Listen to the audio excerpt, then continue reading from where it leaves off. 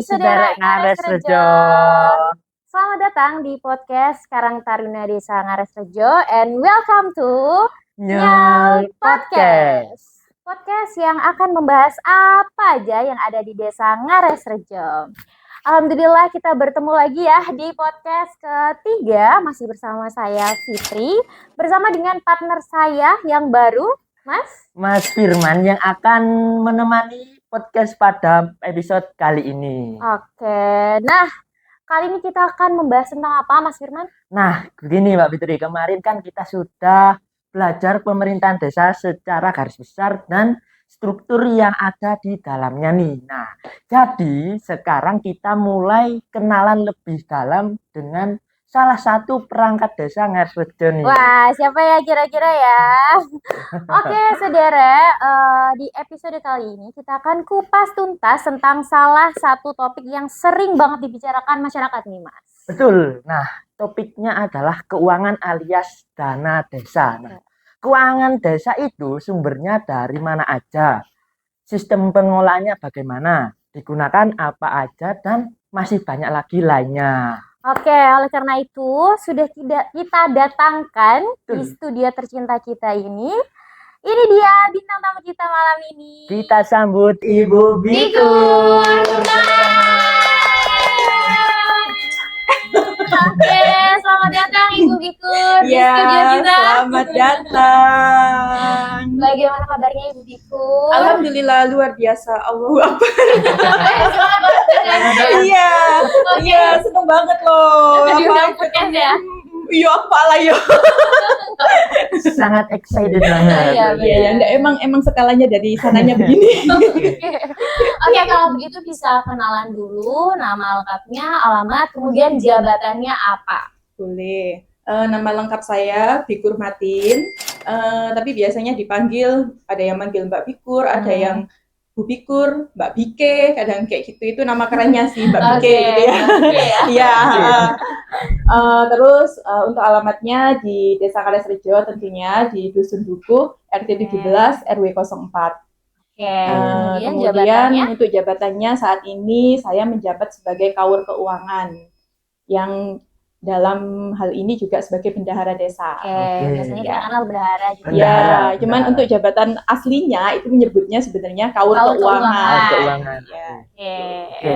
Nah, kalau boleh tahu nih Bu Bikur, mulai menjabat di pemerintahan desa ini sejak kapan dan boleh di-spill nggak bagaimana sih cerita awal mulanya itu bisa menjadi perangkat desa Ngares Rejo? Oh gitu, ini Iya. agak long ya ceritanya Iya. ya. Gini, jadi saya tuh menjabat mulai dari tahun 2017. 17. Lumayan lama berarti ya. 8 tahun. Ya, 8 tahun. Iya. Pas ini sih bulan Juni. Wih. Ya, Oh, waktu itu iya. ya. Waktu itu pelantikannya di tanggal 20 Juni Oke. gitu saya. Berarti 8 tahun 8 Iya, anniversary. anniversary di perangkat desa. Ya, gitu. Terus waktu itu kenapa kok tiba-tiba bisa jadi perangkat desa gitu kan? Nggak pernah kepikiran juga waktu kecil. Nggak ada tuh dalam list cita-cita. Jadi cita-cita jadi apa? Jadi perangkat desa. Nggak tahu, nggak ada. Iya, jadi dulu banget nih tahun 2013. 2013 itu di sini tuh ada penjaringan untuk pertama kalinya saya tuh dengar ada penjaringan perangkat desa. Ada tes-tesan. Dari tahun itu sebenarnya sudah ada minat mau daftar gitu Iya. kan. Posisinya masih kerja di luar, terus mau daftar. Tapi nggak ya namanya takdir. Takdir Entah kenapa ya itu waktu itu tuh telat Oh. mengumpulkan berkasnya telat jadi udah tutup pendaftarannya nggak jadi. Iya gitu nggak jadi. Terus yaudah udah berlalu kan waktu beberapa tahun berlalu 4 atau 5 tahun kemudian itu ada lagi ini penjaringan lagi perangkat desa yang dibutuhkan 2 Kaur Keuangan sama Kaur TU waktu itu Kaur TU dan umum gitu. Terus atas dorongan keluarga juga sih coba aja daftar gitu enak deket kerjanya biar nggak jauh-jauh karena selama ini kerjanya agak jauh-jauh gitu kan ya udah daftar aja dan daftar itu pakai fotonya itu saya pakai berkas saya yang di 2013 itu masih ada berkasnya itu masih kesimpan rapi gitu kan jadi fotonya tetap pakai lagi buat daftar terus pernah itu main-main ini sebelum jadi ya sebelum daftar sebelum jadi pernah main-main ke kantor ini adalah the power of omongan adalah doa. Oh. Waktu itu status BBM sih, status Iya, BBM adalah BBM ya doa. waktu itu ya, belum ada Iya, WA kayak gitu. main ke kantor sini. Waktu itu aktif di Karang Taruna juga kan, Oke. terus main. Terus duduk-duduk lah aku di kantor ini. Aduh, ngantor di sini enak kali ya. Sumpah, aku tuh ngomong kayak gitu. Terus ini foto selfie kayak gitu, tak upload lah di story BBM ku. Ngantor di sini enak kali ya, gitu. Terus udah nggak kepikiran apa-apa. Lah kok pas 2017 itu daftar, terus ada tes juga kan, itu untuk pertama kalinya sepertinya. Untuk perangkat desa itu tesnya pakai CAT di BKN. Iya, di Oke. BKN. Ya, di BKN itu tuh pertama kalinya. Jadi daftar tes dan alhamdulillahnya lolos dan alhamdulillahnya sampai sekarang. Sekarang. Sampai sekarang. Iya, seperti itu ceritanya. Berarti saya juga harus manifesting nih, siapa Betul. tahu Iya. bisa ya. Nah, itu Jadi dia. buat teman-teman kalau misalnya punya manifesting kepingin jadi apa gitu, diucapin aja, ditanamkan di Ucapin. pikirannya. Perlu dibuat status dulu. Iya. Status adalah doa. Iya. Tapi ya harus tetap usaha. Oke. Benar. Iya. Oke. Gitu sih ceritanya. Oke, itu perjalanan di Bikur ya sampai sekarang. Kemudian di podcast sebelumnya kan sudah disinggung tentang tugas dari masing-masing perangkat desa oleh Bu Sekdes ya atau Ibu Ya. Cari kemarin. Nah, salah satunya adalah keuangan yang biasa kita kenal sebagai bendahara desa nih. Nah, boleh dijelaskan lebih rinci untuk tugas sebagai bendahara desa itu sebenarnya apa saja sih, kok kayaknya terkenal paling sibuk gitu. Itu kita sok sibuk aja sih. Oh, sibuk. Ya sebenarnya ya memang sibuk karena setiap bulan kita ada yang namanya itu laporan pertanggungjawaban. LPJ. Ya LPJ itu dalam bentuk laporan ya hard copy, mungkin nanti bisa dilihat kalau misalnya ke Balai Desa ada ordner tumpukan besar itu adalah laporan pertanggungjawaban semua kegiatan di desa ini selama per bulan. Jadi per bulan itu ada laporan. Jadi untuk tugas utamanya seorang bendahara desa adalah ya mengatur keuangan dari pemasukan, uang masuk, kemudian pengelolaan keuangan itu sendiri seperti apa, pengaturan untuk kegiatannya itu bagaimana, itu adalah tugas dari bendahara desa. Termasuk terakhir adalah melaporkan hasil penggunaan keuangan dalam kegiatan tersebut. Oke. Jadi itu ada setiap bulan ya, Bu? Setiap bulan kita ada laporan kegiatan di desa. Oke, nah, jadi tadi kan Ibu Bikur kan sempat ngomong ya, tugasnya itu mengatur atau mencatat dari mana sumber uang itu sebenarnya tidak. Nah, pertanyaan selanjutnya, uang yang dikelola desa itu sumbernya itu dari mana aja sih? Jadi, ya, ini kita dari beberapa sumber ya untuk keuangan di desa itu sendiri. Ada yang bersumber dari APBN, Anggaran Pendapatan dan Belanja Negara. Ada yang dari APBD, yaitu daerah yang notabene-nya itu kabupaten. Terus dari desa juga yang disebut dengan PAD, Pendapatan Asli Desa. Nah, yang dari APBN sendiri itu kita sebut biasanya dengan dana desa. Dana desa itu berasal dari APBN. Kemudian kalau untuk yang dari APBD, yang dari daerah, kabupaten, itu kita ada bagi hasil pajak atau BHP, kemudian ada bagi hasil retribusi juga. Kemudian kita, ini yang pasti ya, BHP sama BHR, yaitu bagi hasil retribusi, ini yang pasti setiap tahun kita dapat. Cuman ini ada lagi yang namanya BK, bantuan keuangan dan bantuan keuangan khusus. Nah, ini yang kita nggak setiap tahun ada. Jadi ada di momen-momen tertentu aja. Ini desa ini dapat bantuan keuangan atau bantuan keuangan khusus itu tadi. Contohnya, kalau misalnya bantuan keuangan khusus nih ya, kalau misalnya kita mau pilkades, itu kan dananya dari kabupaten gitu, baru itu ada dana namanya bantuan keuangan khusus digunakan untuk pilkades, tidak boleh digunakan untuk yang lain-lainnya. Kemudian ada mungkin sempat dilihat sama teman-teman renovasi warung. Beberapa warung-warung itu yang catnya sama-sama itu ya.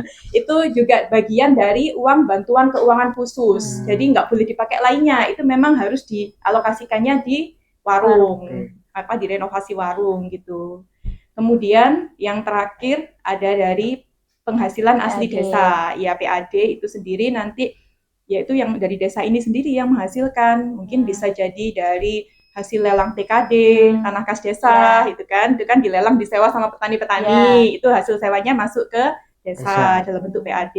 Kemudian ada mungkin dari bagi hasil BUMDes nanti kalau misalnya BUMDesnya oke. kita sudah jalan, itu Hmm. bisa dijadikan masuk ke PAD. Oh, terus kemudian ada lagi, ini penghasilan lain-lain. Jadi kalau misalnya kita bunga bank kan kita punya rekening desa kan, Iya. itu kan ada uang masuk ke situ, otomatis tiap bulan keluar bunga. Iya. Itu bunga bank itu juga masuk di penghasilan desa. Oke. Gitu. Jadi tadi ada Ayo, 3 inget sumber. gak? Ayo. Sebentar, tak kira itu ya. Soalnya selama ini jujur ini. Iya, jujur iya. aja. Tak kira itu desa itu ya dananya cuma dari Pusat. Dana desa aja Iya. gitu. Ternyata Ada banyak. semuanya terbagi-bagi. Iya, terbagi-bagi. Iya.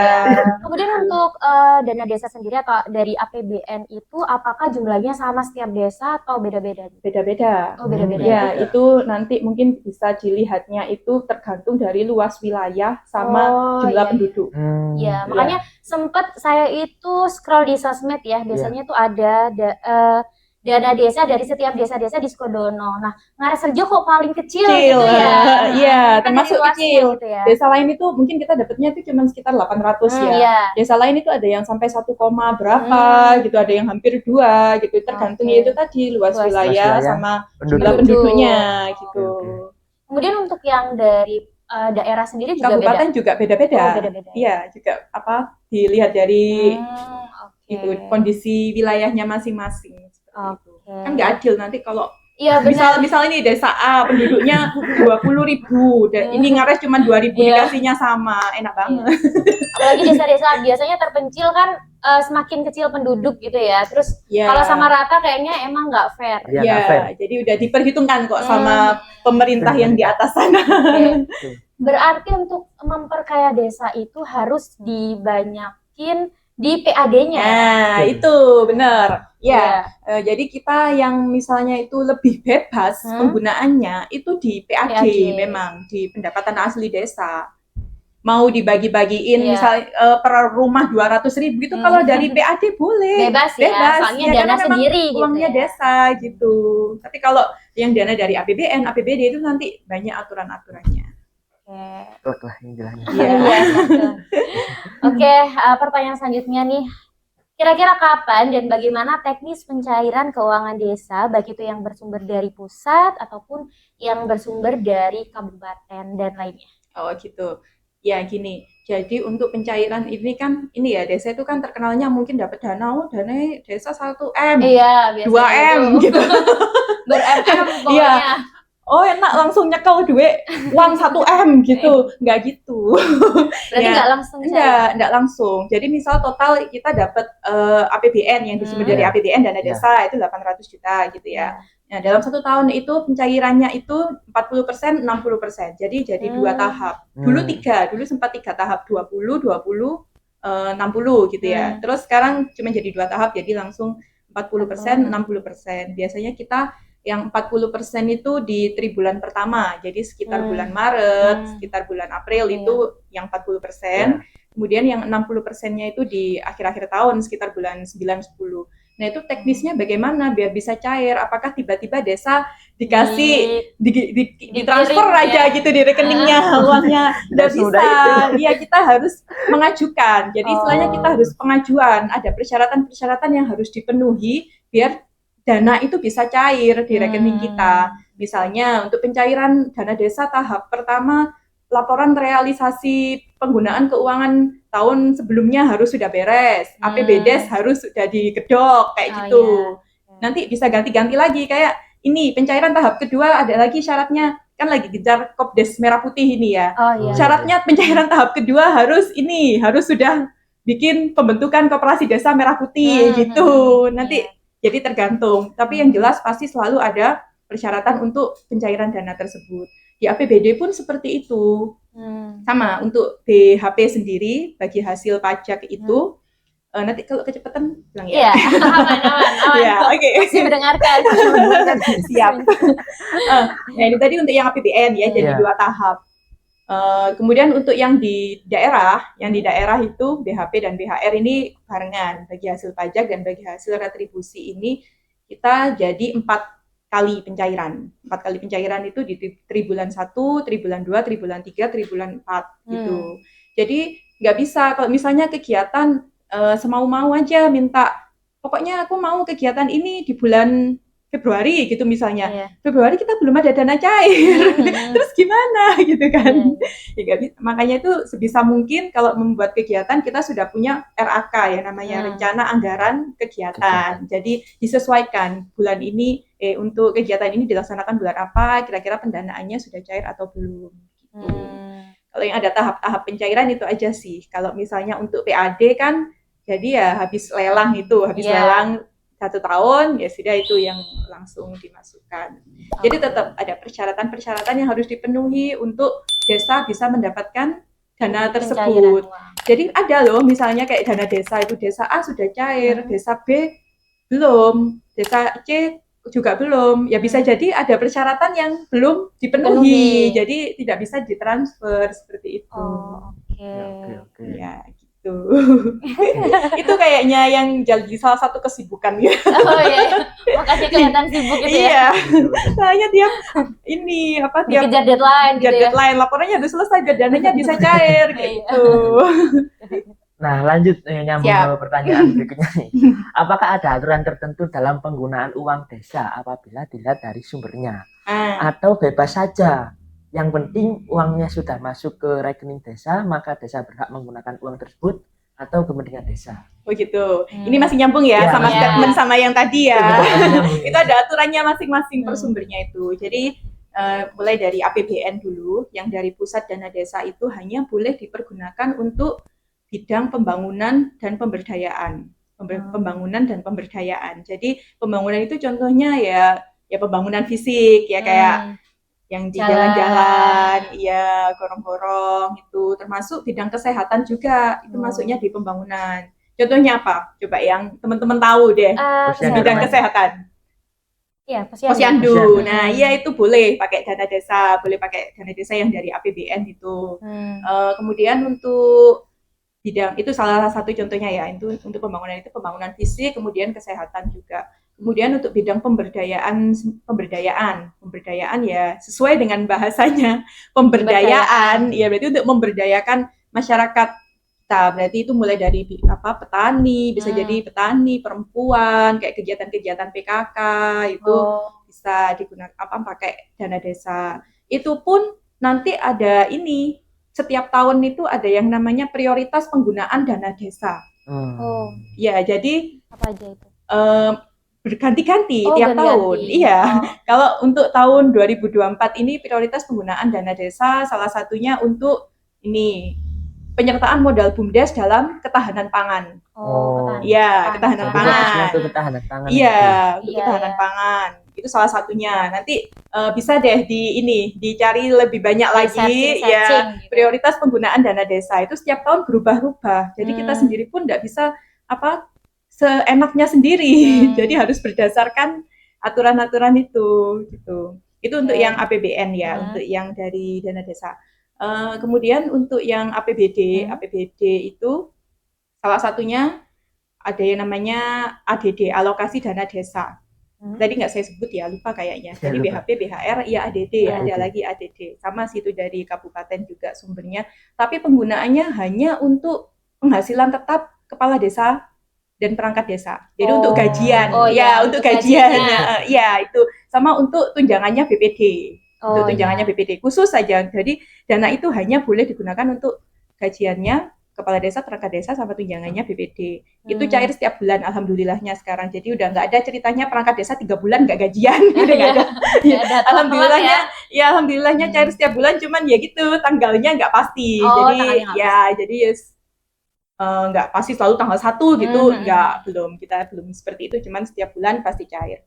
Kemudian untuk yang BHP BHR sendiri itu penggunaannya lebih ke tunjangan-tunjangan, terus operasional kantor kayak ini listrik, internet kayak gitu itu untuk pembayaran pajak kendaraan, itu operasional kantor. Kemudian untuk kegiatan musyawarah yang terkait dengan penyusunan perdes. Nah, iya kayak gitu. Kemudian untuk ini juga yang lagi digencarkan ini untuk optimalisasi pajak daerah. Dengar nggak teman-teman kalau kita lagi optimalisasi makanya sering ada polling pajak itu. Iya, yang dengar nggak? Kan di-share juga ya, sempat di-share. pamfletnya itu. Iya, Ya, pamflet. nah itu salah satu program desa, program pemerintah ya untuk sudah jalan 2 tahun ini. Jadi optimalisasi pajak itu 20% dari bagi hasil pajak yang disalurkan ke desa itu harus digunakan untuk kegiatan optimalisasi pajak daerah, pendapatan pajak. Jadinya gini, desa disuruh membuat kegiatan apapun itu bentuknya, bagaimana bentuknya supaya masyarakat ini optimal dalam membayar pajak daerah, pajak PBB itu loh. Iya. Ya, biar semangat. Akhirnya ya itu kita bikin polling pajak berhadiah, Iya, kita iya. bikin kupon Iya. gitu. Nah, gitu. Itu salah satu kegunaannya untuk yang BHP BHR yang dari kabupaten itu. Kemudian untuk yang tadi saya sebutkan PAD ya, PAD itu lebih bebas penggunaannya sih untuk saat ini kita gunakan di tambahan penghasilan untuk teman-teman perangkat dan kepala desa. Oke. Untuk PAD sendiri ada LPJ-nya juga nggak? Ada, semuanya ada. Jadi kita setiap kegiatan yang bersifat mengeluarkan atau memasukkan uang itu pasti ada pertanggungjawabannya dan ada laporan. Kemudian untuk pelaporannya sendiri dikirimnya ke siapa kalau PAD ini? Apa untuk arsip desa atau gimana? Jadi satu, jadi. Oh, ya, jadi setiap bulan kalau misalnya kita misalnya bulan November gitu ya, ada PAD masuk gitu kan, otomatis uangnya hasilnya ini setor ke rekening desa. Jadi nanti untuk laporan bukti setornya itu diarsip sama desa dijadikan satu dalam laporan pertanggungjawaban keuangan bulan tersebut. Gitu. Ya. Oke, kemudian nih apabila uang sudah masuk ke rekening desa, maka selanjutnya bagaimana teknis pencairan uang tersebut dari desa hingga berbentuk berbagai kegiatan ataupun pembangunan fisik. Oh gitu. Jadi uang sudah masuk rekening. Kok bisa tiba-tiba jadi paving, jadi posyandu? Itu gimana? Apakah orang-orang ini disuruh ngambil sendiri uang dari rekening kayak gitu? Nggak gitu ya. Jadi sistemnya kita sekarang itu ditekankan kepada non tunai. Non tunai. Jadi no cash di kantor ini, no cash. Ya, kalau bisa no cash. Ya, bukan cashless. Kalau cashless kan mengurangi cash. Ini no cash ditekankan untuk no cash. Jadi biar tidak menimbulkan dari segi keamanan juga kan. Jadi kita sekarang itu ada sistem yang namanya sistem non tunai. Jadi uang dari rekening desa kan itu rekening desa kebetulan kita pakai bank daerah Kabupaten Sidoarjo yang Delta Arta itu. Nah, mereka punya aplikasi yang namanya non tunai itu. Jadi promosi aplikasi. Non tunai. Ya, itu punya aplikasi itu. Nah, di situ nanti kita punya planning misalnya dalam satu bulan ini kita desa mau kegiatan apa saja. Mungkin yang rutin-rutin pasti ya. Ada posyandu itu yang rutin. Kemudian kalau misalnya ada pembangunan, sudah waktunya tandanya sudah tersedia di rekening. Ini sudah waktunya membangun di desa di dusun A gitu. Kita punya planning apa aja, mau dilaksanakannya kapan. Nah, dari situ saya selaku bendahara bekerja sama dengan pelaksana kegiatan Kasih Kaur yang kemarin sudah disebutkan sama Bu Yeni ya. Nah, itu berkoordinasi dengan Kasih Kaur apabila sudah waktunya melaksanakan kegiatan tersebut. Nah, nanti mereka akan bilang ke saya, Bu Bikur, ini sudah waktunya membangun ini loh. Gitu, misalnya membangun paving. Oke Pak, paving. Misal contoh nih ya, ini paving ini di rencana anggaran belanjanya kan ada belanja material, ada ongkos tukang, ada biaya administrasi kayak semacam kita pembuatan jasa ini gambar teknisnya kayak gitu itu kan. Ya arsiteknya lah istilahnya gitu. Nah, itu kan ada 3 ini. Pak, ini untuk yang material mau dibelanjakan di mana? Nah, kita mau dibelanjakan di mana? Otomatis nanti untuk yang uang belanja material ini contoh ya, uang belanja material ini saya langsung transfer ke penyedia. Jadi langsung transfer ke toko. Tokonya, ya. Jadi Pak Kaur ini nggak pegang uang, sudah langsung gitu. Jadi itu tadi teknisnya pelaksana kegiatan berkoordinasi dengan saya selaku bendahara desa untuk mencairkan istilahnya untuk mencairkan dana sehingga jadi sebuah kegiatan. Ya, terus kalau misalnya untuk posyandu itu butuh apa? Butuh apa? Biasanya kalau posyandu ada apa? Butuh makanan, obat. Nah, kayak gitu. Konsumsi. Ya, konsumsi. Ya, langsung saya transfer ke penyedia konsumsinya. Iya, misalnya Catering. dalam hal ini cateringnya Bu A gitu ya, langsung saya transfer ke catering Ibu A. Ini untuk keperluannya ini posyandu gitu.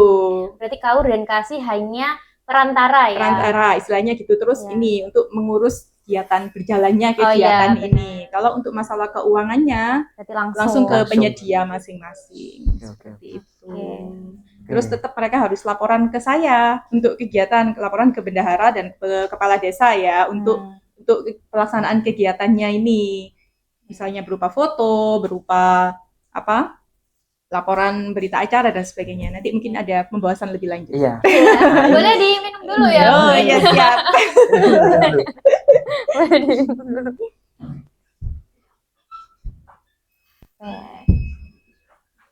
Oke.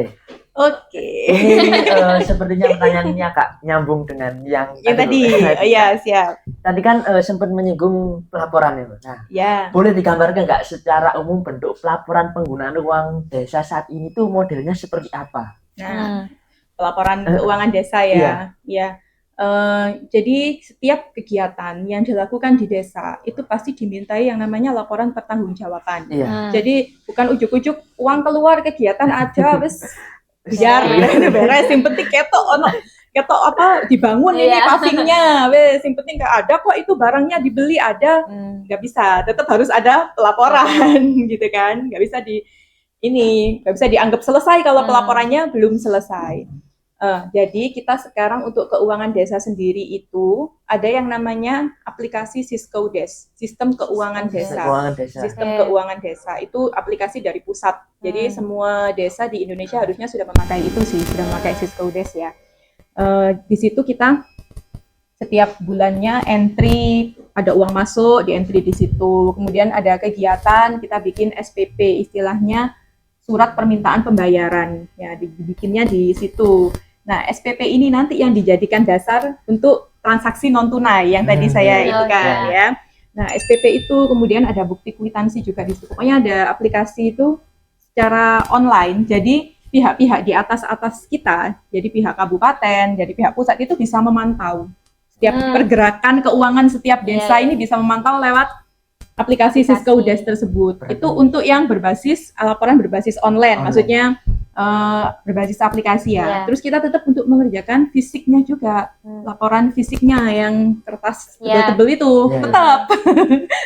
Ya, hard filenya tetap harus ada, yaitu tadi. Kalau misalnya untuk pembangunan fisik kita ada belanja material, upah tukang, terus administrasi, ya disesuaikan. Untuk belanja material berarti pertanggungjawaban yang diminta nota material. Kemudian untuk tukang berarti harus ada absensi tukang. Kemudian ada tanda terima mereka terima upah itu salah satunya. Terus misalnya kalau kegiatan posyandu kan ada konsumsi. Ya itu nota konsumsi itu ada. Dan belum cukup itu. Nggak cukup cuma nota-nota aja, harus ada fotonya sekarang itu. Iya. Katanya no pic is hot. Iya benar. Iya harus Betul. ada fotonya. Makanya itu nanti mungkin bisa ditanyain ya sama teman-teman posyandu remaja. Kenapa sih kalau posyandu remaja itu selalu ini Mbak Fikur itu, Dek jangan lupa foto.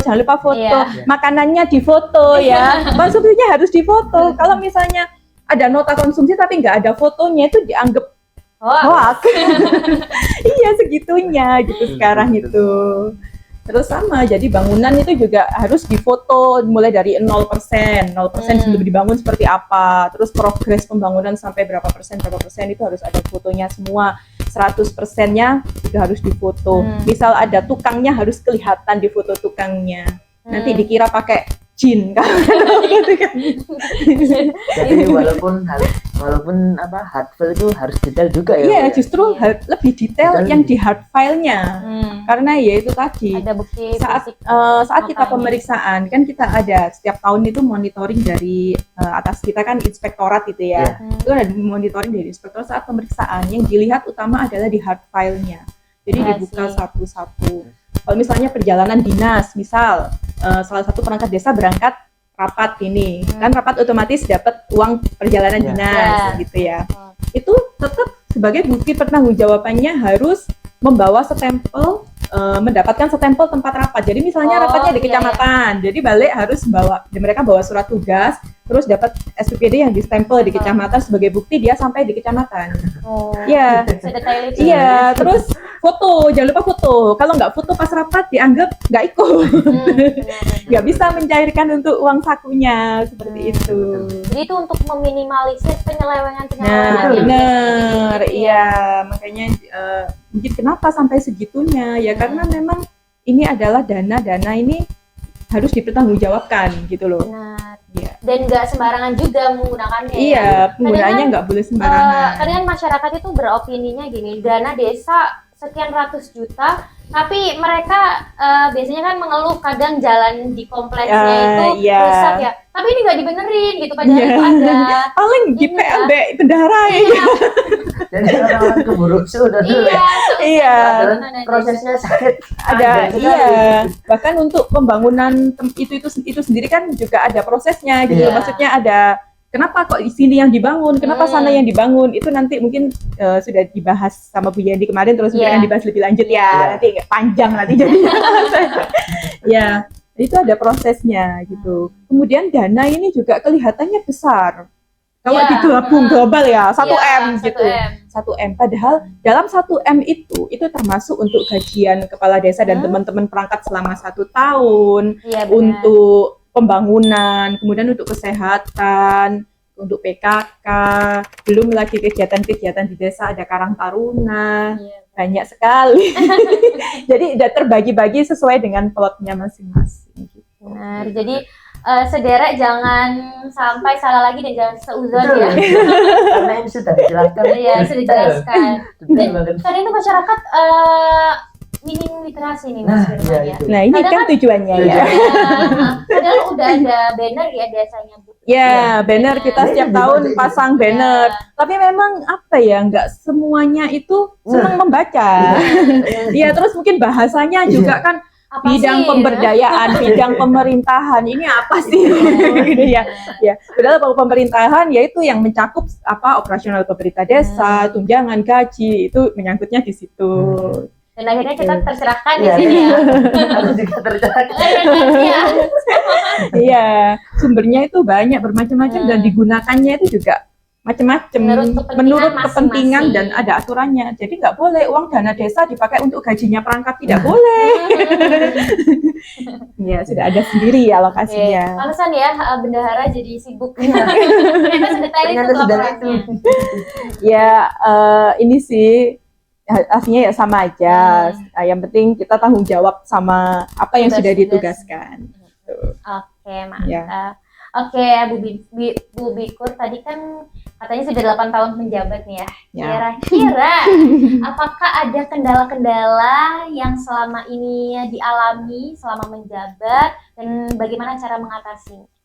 Itu kendalanya apa ya? Salah satunya ini kalau misalnya kegiatan ini harus dilaksanakan tapi dana belum cair. Contoh nih misal Hari raya itu kan ini misalnya bulan Maret gitu kan. Terus hari raya itu kan ada yang namanya tunjangan hari raya, terus kadang kita bagi-bagi bingkisan untuk Pak RT Pak RW juga kayak gitu. Nah, tapi dananya belum cair. Sedangkan kita kan nggak mungkin ngasih THR sama ngasih bingkisan itu nunggu selesai hari raya, nunggu dananya cair, terus namanya apa? Iya, kayak gitu. Terus solusinya bagaimana? Ini malu. Kenapa nih? Utang. Ternyata Jadi ini kita misalnya ke penyedia kayak gitu ya. Kayak misalnya sembako yang mau dibagiin ya. Itulah kenapa kita punya channel-channel, kadang harus punya channel-channel yang itu tadi salah satu solusinya adalah hutang. Tapi nggak pinjol kan? Enggak ya. Nah jadi kita tetap ini begitu dana cair langsung kita transfer ke mereka seperti itu. Terus kalau misalnya nggak bisa hutang, ya udah kita terpaksa tidak melaksanakan untuk kegiatan tersebut ya karena memang gimana Dananya lagi? nggak ada. Iya, gitu. Apa mau diutangin sama teman-teman? Atau mungkin bendaharanya. Nah, Bendaharanya biasanya kurung. gitu. Darah kurung. Ya, itu sih salah satu kendalanya. Terus untuk yang kendala selanjutnya apa ya? Mungkin ya itu tadi untuk di pengerjaan pelaporan, kadang-kadang mungkin ada yang kurang-kurang kayak gitu. Kita harus apa maksudnya orang yang di lapangan mungkin kurang foto, kurang apa kayak gitu. Itu sih salah satu kendalanya. Iya, harus follow up terus kayak gitu. Ya, full up dan render. Iya. Berarti selama 8 tahun ini banyak sekali ya Bu pengalaman-pengalaman dan kendala-kendala itu tadi. Ya, alhamdulillahnya banyak. Alhamdulillahnya terselesaikan. Ya, alhamdulillahnya ya masih terkondisikan sampai saat ini. Oke, nah mungkin ini sebagai penutup nih Bu, pertanyaan terakhir. Ya. Apa sih harapan Bu Bikur untuk pemerintah desa, warga desa dan anak muda di Ngaresrejo ini? Begitu. Katanya kita nggak boleh terlalu berharap ya. Nanti sakit. Jangan berharap sama manusia. Jadi melo. Ya, untuk harapannya sih ya untuk masyarakat Desa Ngaresrejo lebih melek literasi, istilahnya lebih ini ya, lebih ditingkatkan ya awareness-nya, kepeduliannya terhadap desa. Kemudian ya dalam bentuk ini kalau misalnya dapat dari desa kegiatan apa, jadi berpartisipasi lah gitu, partisipasinya ditingkatkan. Terus kalau misalnya dapat bangunan dijaga gitu bangunannya gitu ya, jangan minta bangun terus dibangun terus nggak dirawat gitu kan. Ya agak gimana gitu ya. Meskipun itu nggak pakai uang saya tapi agak gimana nyesek gitu kan. Nah itu terus untuk teman-teman pemuda gitu harapannya supaya ya sama peduli sama desa. Tapi kalau saya lihat di Desa Ngaresrejo ini pemudanya aktif luar biasa. Mantap. Buktinya ini ada podcast ini nggak ada ini di mana-mana. Ya tetap berpartisipasi aktif dengan kegiatan-kegiatan di desa. Terus kalau bisa, monggo besok ini kita mau ada pencalonan perangkat desa. Kemarin sudah dibahas juga di podcastnya Bu Yani ya. Kita mau ada penjaringan insya Allah di 2026. Monggo dipersiapkan bibit-bibit unggul Desa Ngaresrejo ya. Butuh dua, insya Allah dua slot. Kalau misalnya berminat, kalau bisa berminat dong, biar saya ada temannya. Iya, kalau dia berminat harus belajar dari sekarang gitu ya. Karena tesnya sekarang ya itu tadi CAT. Iya. Dan itu nggak khusus warga Ngaresrejo aja. Iya, bisa terbuka. Iya, saingannya satu Indonesia. Jadi misalnya orang Kalimantan mau daftar di sini boleh. Iya. Kalau bukan kita ya, siapa lagi? Ya, benar. Kalau bukan warga Desa Ngaresrejo siapa lagi? Kalau misalkan warganya sendiri. Ya, kalau misalkan putra-putri terbaik Desa Ngaresrejo. Ya. Pokoknya siapkan mental kalian. Oke. Oke, terima kasih ya Bu Bikur. Menarik sekali ya untuk topik pembahasan kali ini. Kita kayak kuliah keuangan. Iya, 2 SKS ini. Iya, 2 SKS. Oke, sebenarnya kayaknya sudah dibahas ya sama Bu Bikur tentang keuangan desa. Oke, dan harapannya nih setelah melihat podcast ini masyarakat jadi lebih terbuka pengetahuannya tentang keuangan desa, biar tidak termakan statement-statement itu tadi. Iya, statement uang dihabiskan bendahara. Oke, terakhir nih Bu, mungkin Bu Bikur ada quotes untuk kita semua boleh? Karena ini harus wajib ya. Aku belum nyiapin. Iya, tapi kita harus ada quotes. Kayak gitu. Apa ya? Kalau orang lain bisa, kenapa harus saya? Ada musiknya ini biasa. Enggak. Ini yang beneran ini beneran. Ya, untuk quotes-nya dari saya, sejatinya hidup ini adalah belajar.